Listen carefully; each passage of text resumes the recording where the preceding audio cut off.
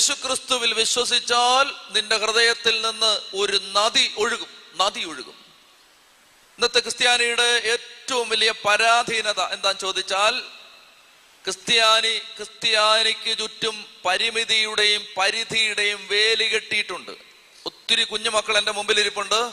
മക്കളെ, അച്ഛൻ പറയുന്ന കാതു തുറന്ന് നിങ്ങൾ കേൾക്കണം.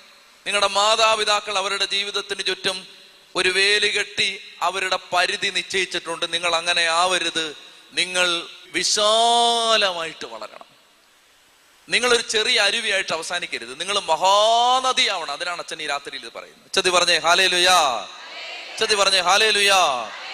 പഴയ നിയമത്തിൽ ഒരു മനുഷ്യൻ, അദ്ദേഹത്തിന്റെ പേര് യാബസ് എന്നാണ്. യാബസ് എന്ന് പേരുള്ള ഒരു മനുഷ്യൻ. ഈ യാബസ് കർത്താവിന്റെ സന്നിധിയിൽ ഒരിക്കലൊരു പ്രാർത്ഥന നടത്തി. അദ്ദേഹത്തിന്റെ പ്രാർത്ഥന ദിനവൃത്താന്ത